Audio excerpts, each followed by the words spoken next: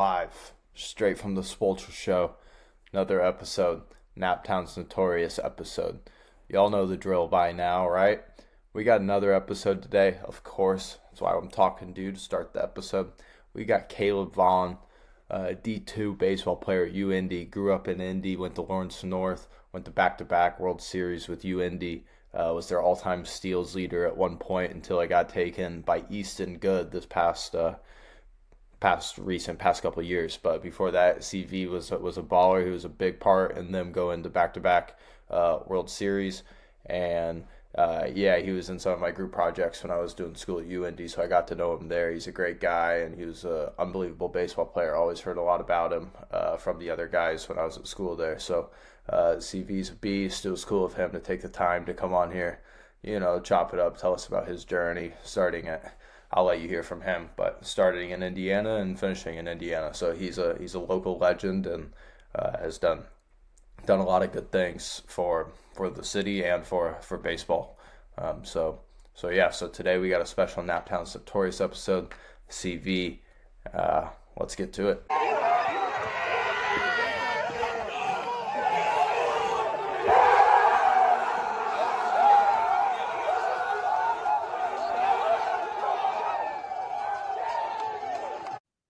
What's up, brother? Dude? How you doing? What's up, man? Been a while. It's been too long, brother. Yeah, how you doing? Things good? Everything's amazing. Cannot complain about anything at all, bro. How about you? Everything cool Yeah, with you? things are good. Yeah, things are good. Just Seems trying like to you've been trying to having a get lot this of, going and doing some tennis stuff and yeah. yeah, seems like you've been having a lot of fun. Yeah, having fun for sure. Yeah, just Staying enjoy busy. just enjoying it, trying to see what comes of it, but yeah. Yeah, absolutely, brother. I'm happy for you and I'm proud of you. That's awesome. Thanks, Really man. cool stuff. Thanks for getting on here and taking the time, talking a little baseball and talking what you've been through in your life a little bit. Absolutely. Yeah. So let's just go to the beginning, I guess. Let's start with it all. I guess my first question would be like what number were you when you played? And did you like embody that number? I know some people when they play, they like get the chain that has the number and like they like become two or like whatever their number is. Yeah. Yeah, just talk to me about what number you were. Um, so when I was little, I was number 7. Actually, I was number 11 to start out with. I don't know why I was number 11. That was just the number that I chose, I guess, when I was little. Yeah, yeah. As I grew older, like as I got in high school, 7 was the number that was like pulling at me. Um, and of course, I had to buy the number 7 chain with the baseball seams through the number 7. Uh, but That's sick. I didn't end up wearing that like in college. I didn't wear the chain in college. Yeah, yeah. But I kept it on my bag. Like I made like a keychain out of it basically and kept it on my bag just as a reminder like where I came from. Like it was it was just a constant reminder. The reason why I wore number 7 was because God rested on the seventh day. So I'm a big time believer in obviously he worked for the first 6 days and 7 is repeated in the Bible multiple times. So it's like that was a number that always brought me back to almost the reason why I played. So yeah, but the thing is like back then in the day, it was so cool to wear those number chains, and I definitely hopped on that bandwagon, no doubt about it. I had to, right? Yeah, Had yeah. to, had to make it happen. But yeah, I definitely embodied that number. Uh, didn't get number 7 until my junior year, actually, of or actually, I guess my sophomore year, because of COVID. But my third year at UIndy. I didn't get that number until my third year at UIndy because seniority, obviously, but I was number 77 my freshman year and number 47 my sophomore year. And what about in So high school? Were you seven also? I was seven, Yeah, seven yeah. in high school. Yeah. Yeah, so So went 77, had to keep with the sevens. exactly, Yeah, exactly. So like it was so weird of my freshman year, especially because of COVID, but we got to choose our number for some reason. They like created us jerseys. So um I was like, okay, if I can't have seven, then I'm just gonna do a double seven. Right. So they gave me Yeah. 77, and I was like, let's go.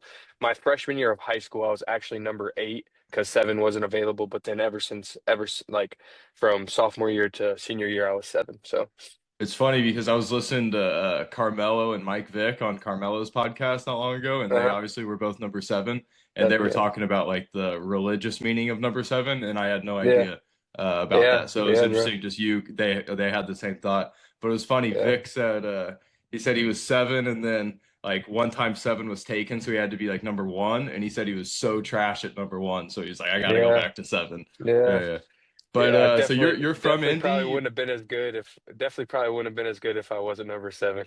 Yeah, yeah. Not that I was any good anyways, but No, it's all about the number, man. So yeah. you're from Indy, right? You grew up in Indy and everything. So Yeah. where'd you grow up playing Little League and where'd you grow up playing baseball? How'd the bat get in your hand? Wow. Uh it's kind of awesome that we're doing this right now because literally 2 days ago I drove past where I started playing baseball. I started playing ball at Skiles Test Little League.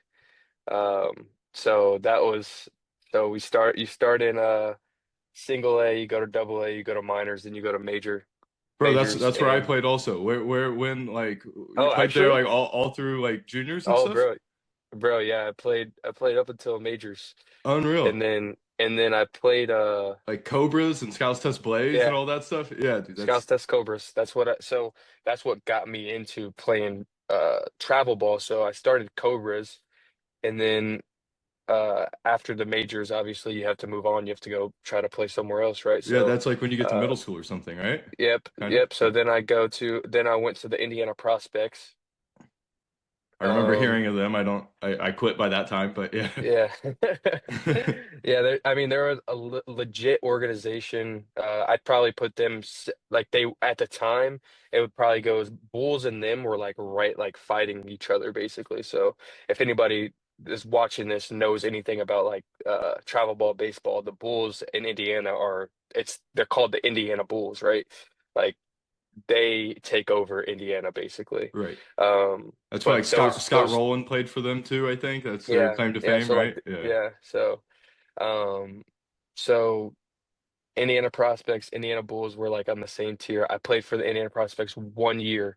Um, ended up so many politics inside of baseball, especially nowadays, dude. Like you can't get away from it. You're, oh, I don't even want to get it. I might not even want to get into that. Just Little League and travel ball is just crazy nowadays. It's wild. But yeah, I ended up not being on that same Indiana Prospects team, and then I moved from the Indiana Prospects to the U.S. Athletics, and then that's kind of where my love for the game restarted, and I started realizing, okay, I could be pretty decent at this. So fre our seventh grade year, I played football at Fall Creek Valley Middle School, and then eighth grade, I quit football and just focused on baseball. So, and Gotcha. then Lawrence North High School, went there. Uh, didn't get on varsity until my junior year. Um, uh, but yeah, so that's kind of like where the whole journey started. Yeah. Were you always an outfielder? I know like in college you played outfield. I don't know, is that Yeah. always your position or No, when I was on travel ball for the prospects, I usually was like a catcher. I was a catcher throughout like my little league, and I played some shortstop and second base and things like that. And then when I got to the prospects, I was mainly a catcher. And then mo when I moved from the prospects, I became like shortstop and pitcher. I caught sometimes. Um, and then in high school, uh, that's when I moved to the outfield. yeah. So And in high school, yeah, how are those teams? Obviously you played in the mix, so like very good teams that you're yeah, playing against, yeah, but man. how was that? Did you guys have any success in sectionals or regionals with tournament or anything or Yeah, so we had such a good team. Our My junior and senior year. My junior year, I don't know if the name Garrett Burhan rings a bell for you, or Ty Johnson. I know that So name somehow, yeah. we had Ty Johnson and Garrett Burhan. So Garrett Burhan is now inside the Tigers organization, and uh, Ty Johnson got drafted by the Cubs. He is not with the Cubs anymore. I want to say he's with the, I don't want to be wrong about this. He's with a different team now, but um, we had those two guys on the mound, and they're pitchers, and I mean, unbelievable. When you have good pitching and you can score runs, that's really where you start seeing success. Uh, but yeah, so my junior year we were pretty good. We won or we tied winning the MIC just regular season, and then we won a couple games in sectional. We ended up losing in the championship in the sectional, or maybe the semifinal. We lost to um, I want to say Cathedral. Yeah, we Yeah. lost to Cathedral, and I mean that's like a team that you always want to beat, man. You always want to beat them, but they had guys, man. They were just unbelievable. Yeah. And Ash then Russell at one point. I don't know if Ash he was Russell, there when you, yeah, yeah, yeah. yeah, yeah. Ash Russell. I mean, just a lot of big names. Yeah. But my senior year, dude, we thought we were gonna go win state championship. We outright won the MIC, regular season. We won Marion County, so we won county. So we beat a bunch of teams to get to the victory field and win on victory field, have the county championship. You know what I mean? Like Yeah. that was amazing. Was that your first Um, time playing on Victory Field too? At that point? no, we actually got to play both years. So my junior year and my senior year, we got to play LC on Victory Field. So yeah, they kind of had like that rival game, and they set that up. So that was amazing. Really cool experience. Yeah. And then You after, feel like you're playing in a professional park, huh? I oh mean, I've yeah, never played, oh yeah. but yeah, yeah. Unbelievable, like truly unbelievable. It and just the playing surface, like we played at Lawrence North. Now they have turf. They didn't have turf when we played there, and the field was absolutely atrocious. Like there's potholes inside of the outfield. You're Yeah. you're rolling your ankle every other step. But just playing on that flat surface and seeing like when when Bermuda grass is cut perfectly, you can you can kind of see the ball snake a little bit, like it goes back and forth. Like um obviously the regular person wouldn't know that, but Right. and I wouldn't know that either until I played on Victory Field, and I was like, why is the ball moving like that? Like what the heck is going on? Yeah. But that's just how the grass is laid, and it's so flat and so perfect that the seams cut through the grass a little bit, which is crazy. Yeah, I Um never knew that. yeah, so that was, I mean, those opportunities playing out there were amazing. Yeah. But then get to sectionals our senior year, we got a little bit too over ahead. I think our coach got a little bit antsy, switched up the whole lineup, um, and just changed things around. Not to mention we were playing Warren Central, mind you, bro. In the regular season, we run ruled them every single time we played them. First round of sectionals, we pull Warren Central. We're like, oh, we got this in the bag. Yeah. We got this in the bag. I don't know. Do you know Hunter Shanklin? I don't know. Okay, okay. Hunter Shanklin, just humor me real quick. Warren Hunter Central guy? Shanklin, Warren Central guy. Yeah. He they won the state championship in football that year. Hunter Shanklin broke his leg, snapped his leg in half during a punt return or during a kickoff return or something like that in the championship game for football At Lucas Oil and everything. at Lucas Oil. His first game back for baseball season was what? That sectional. The sectional championship. He pitched the game. And He pitched he's a stud player too. He's good. he was probably the best on their team. So Yeah, it's a huge he player to was get probably the back. You're best on not the just like getting yeah, another guy. right, right, right, right, Yeah, right, yeah. right, right, right, right. And he pitched that game, and dude, he I think he three hit us, and we lost 2-1. I'll never forget that embrace with my dad after the game, man. I was so like sad because that was our year, bro. Right. That was our year. But hindsight, I'm just glad I got to play my senior year. My brother didn't get to play his senior year of baseball because of COVID, so it was a blessing that I even got the opportunity to, finish out my career at least. Right. So Yeah. That's tough though, because obviously you would have wanted to do better. I mean, knowing that like you had yeah, the team to that do it and it's yeah, your we had last the year team to and win it, bro. everything, Yeah, and we had the yeah. team to win it for sure Yeah. Do you because know like who ended Carmel up was. who won that year? I think it probably was Cathedral, to be honest with you. Yeah. It might have been Carmel actually. And we beat Carmel a couple times in the regular season. So we were like, okay, if we match up with Carmel in the championship, like we're cool. You know Right. what I mean? Yeah. Um, There was no and one we that you didn't not like want to see. exactly, Yeah. exactly.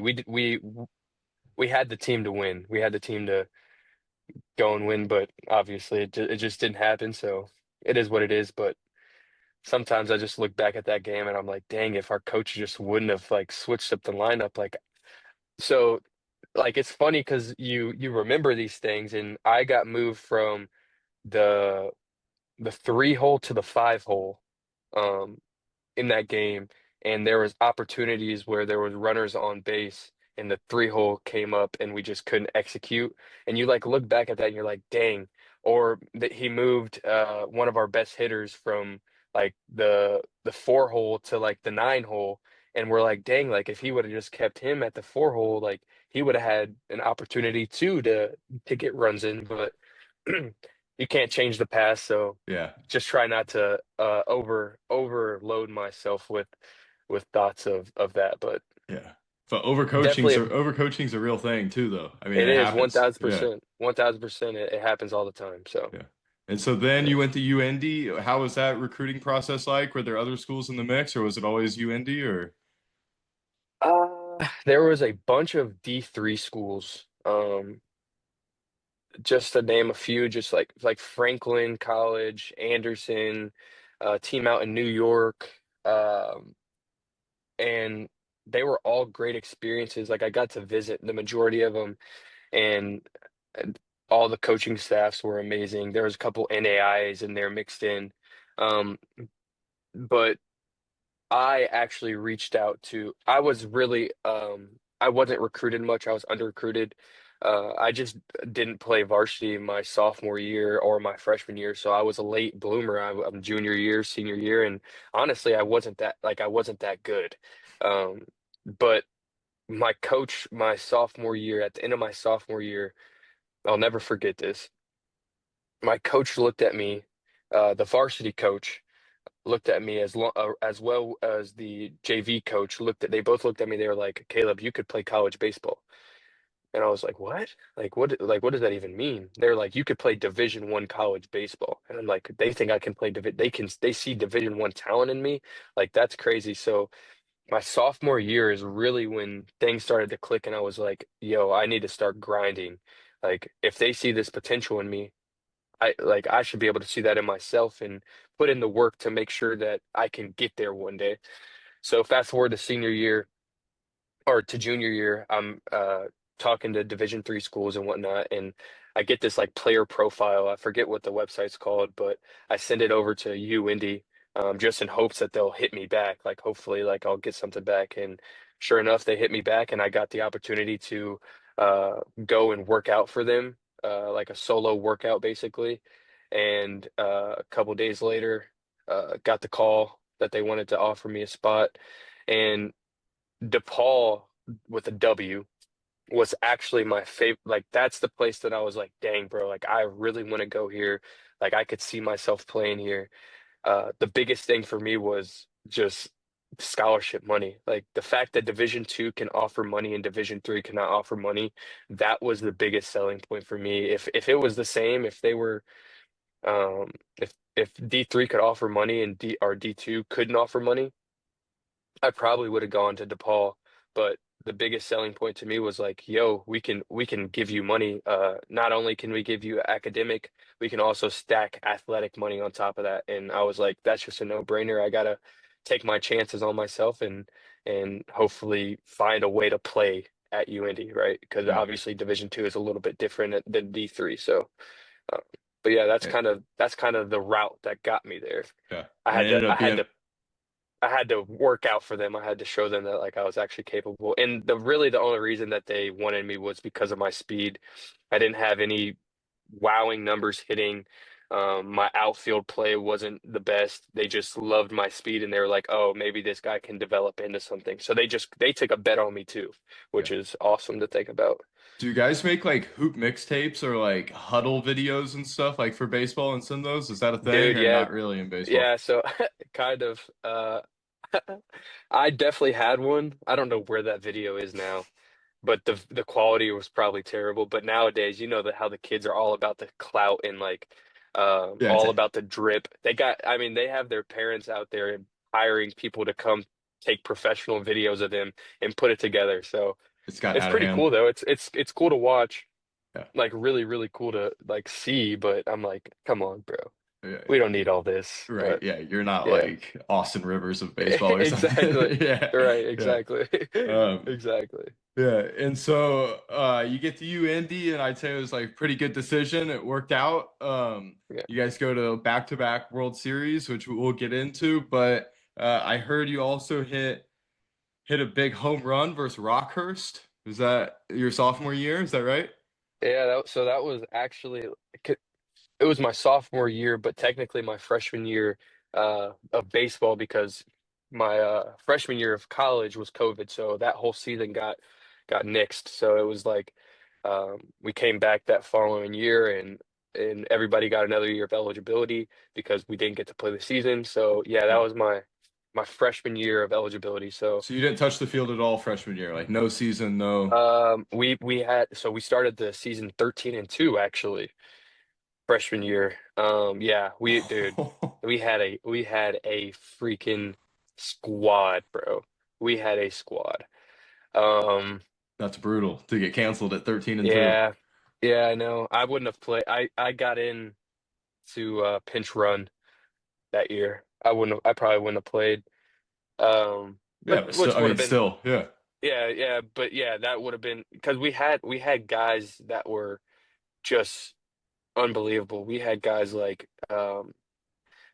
Corey Bates, we had Reed Warner, Mike Whitty. These three were like our pitchers, like our three starters, and unbelievable, man. We had just really good, and it was really good culture too that year. It was like they knew what we were supposed to be doing. That was really good seniority, like really good uh veterans on the team that knows what it takes to win ball games. So I mean, yeah, I think we would have done something special that year as well. But obviously, hindsight 2020, once again, like Yeah. we look back and we're like, dang, what if? But I mean, it's always a what if, you know? So, Yeah. but yeah, Rockhurst, first collegiate home run was a walk-off against Rockhurst in the first round of the conference tournament. It was, I mean, to this day, probably one of my favorite uh moments in my college career, Yeah. 1000%. Anyone on base or anything or Yeah, there was a runner on second base, yeah. uh And it was Brian Keeney, to win by one or two. to win by two. Fly ball deep to left. That ball is out of here. A walk-off home run for Caleb Vaughn. And the Greyhounds come from behind to win game number 1 of the weekend. 6-4.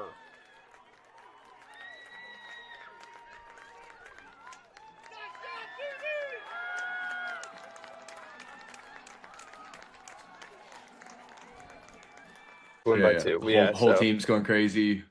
dude, I'll send you the video after this so Yeah. you can check it out. But yeah, it was absolutely unbelievable. Brian Keeney was on second base. He he uh he got the single to score the tying run. And we're both freshmen, right? We're both freshmen. It was a pinch at bat for him. And craziest thing is I got the bunt sign. I got the bunt sign, dude. And And you said nah. the dude threw two balls and I didn't bunt the balls, obviously. And then I looked down at my coach and he didn't give me the bunt sign. And I'm like, all right, I'm gonna swing probably. And I mean, like it was definitely God. It was definitely God because the wind was blowing, howling in from left field. like you don't hit home runs at Lindenwood at all, and somehow I got a hold of one to put it over the fence to hit a walk off, and that's my first home run um, of my career. And what's crazy is the week prior, leading up to the conference tournament, I was having a conversation with our third baseman, which was a veteran player, and he was like, you hit all these home runs like on hit tracks, like where are your home runs at? Where are your home runs at like during the season?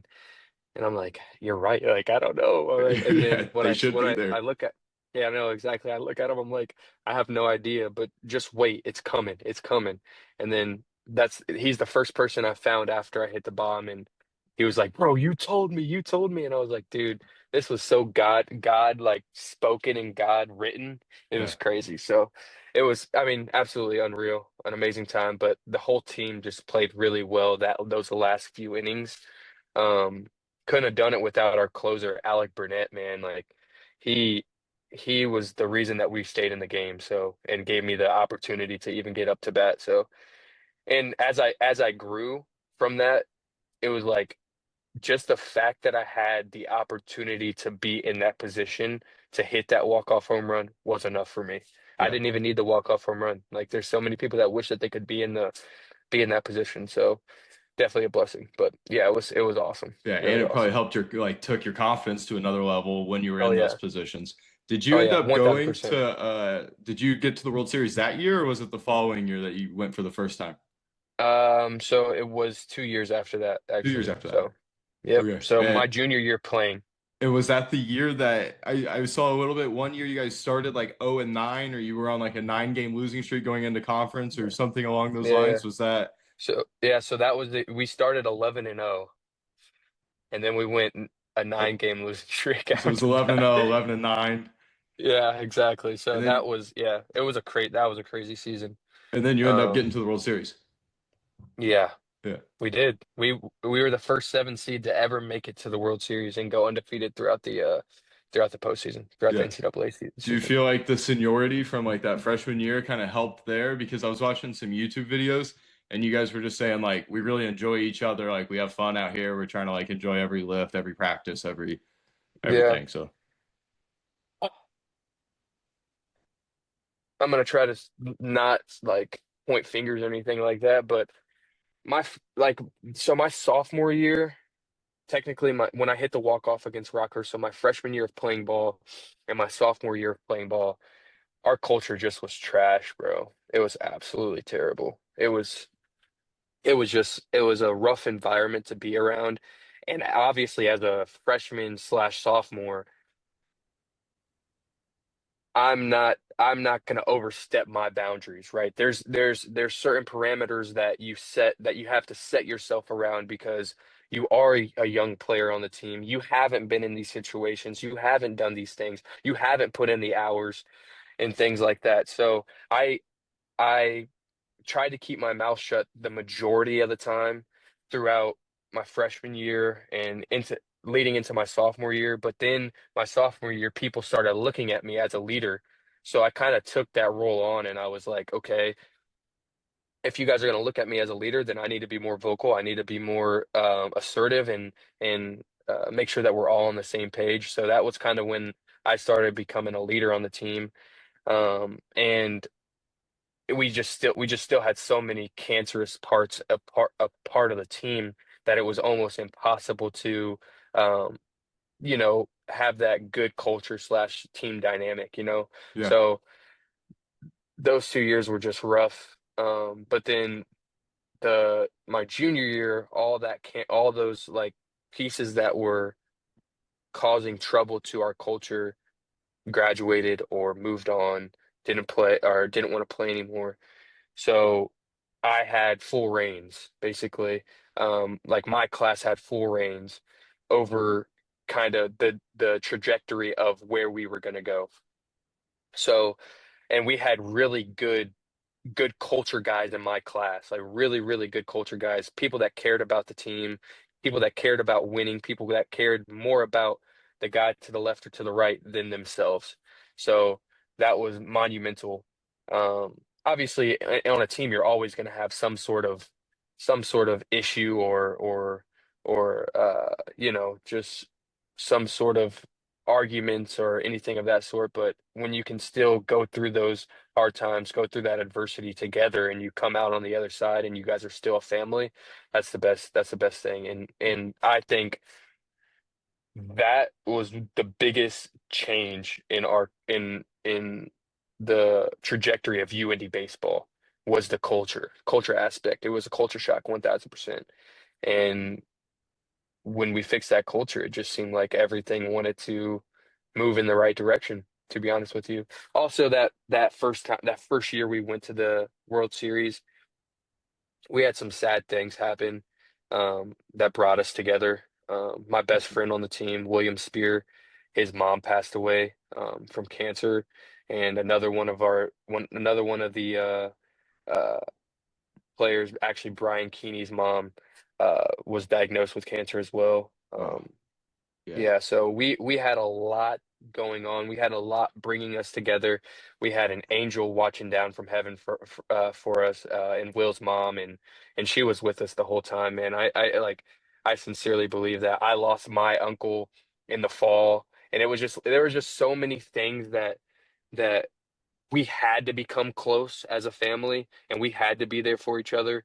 And we had angels honestly watching down on us, and I think it was definitely a divine intervention for us to get there that first year. It was special. It was really, really special. Yeah, So sounds like there was like a bigger reason to play also, rather than yeah, just for you and exactly, rather than just for the guy next to exactly. you, but there was so much stuff One going on that 1000%, yeah. And one thousand percent. two more things I want to touch on. I don't want to keep you too long, but you're the all-time leading steals leader at UIndy also. You set that record. I think you got like four steals in one game, if I'm not mistaken. Or is there any steal in particular that was like a huge steal for the team to win a game, or like you thought no way you were going to get there, just one that sticks out?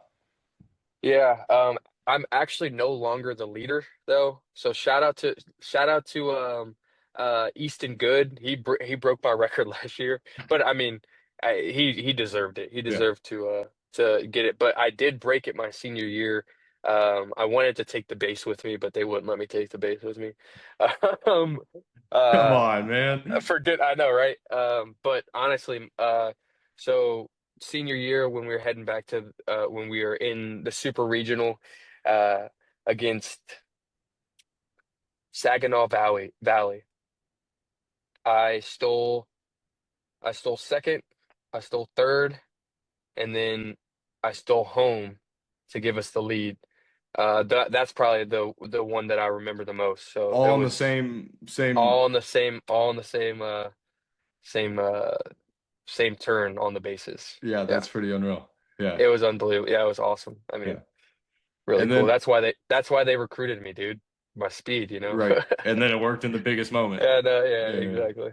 And so the Exactly. World Series also for D2, obviously D1's at Omaha. You guys have it every year at somewhere in North Carolina, right? Or Cary, North Carolina. Yeah, the yeah. USA Baseball Complex. Yeah. And then it's pretty sick, right? They make it like a Oh, whole dude. It's true. Like people don't understand how important the NCAA is because it's like they give us memories that we'll never forget. Like that championship series, like at Cary, North Carolina, where the USA baseball team plays, that's probably the nicest facility I've ever played at. And just seeing our banner walking into the stadium, getting to lift the UIndy flag up at the beginning of the at when you first walk in, and then when you walk into like the actual field, they have a map laid out, and you see all the teams that made it to Cary, North Carolina. You see the big UIndy logo over Indianapolis. It's like, bro, come on now. yeah, And it like gives you you're playing goosebumps. at, yeah, you're exactly. You're playing on the biggest stage that there is, right? You made it to the championship, and yeah, it's absolutely unreal, Yeah. unbelievable, truly. And what was the best that you guys did there? We lost, but we lost the first two games in both times we made it. But But still to we get got through, what an unreal yeah, no, yeah, experience and memory. 1000%. But I mean, we had opportunities to win. It just came down to we made some like once again we can do there's overcoaching and different things of that sort. There's mistakes that we made on the field. Um, I also think that we got kind of, not to make an excuse, but we got kind of screwed. Uh, the second time we went, we got the 7 seed somehow, but we were second in our we were we were second in our region, and we came out as the 2 seed in the Midwest region. And somehow we got the 7 seed whenever there was like the other people that were like six in their region or anything like that. And our record was better than some of these teams. And then somehow Tampa, the best team, the number one team in the nation all throughout the year, the whole year. Nobody ever went above them. They were number one the whole year. They got the 2 seed.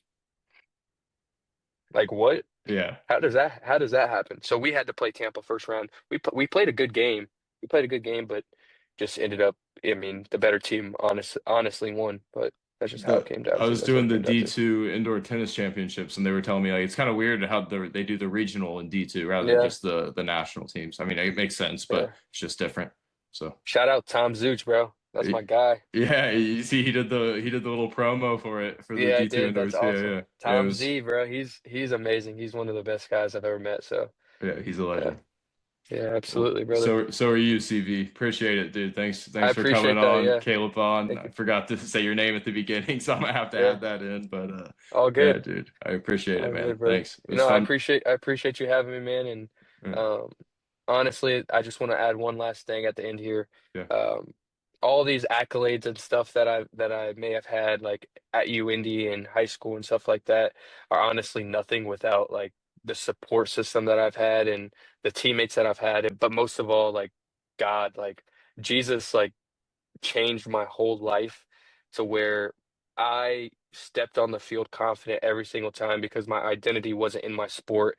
It wasn't in my major. It wasn't in the work that I was doing. It was in Him only.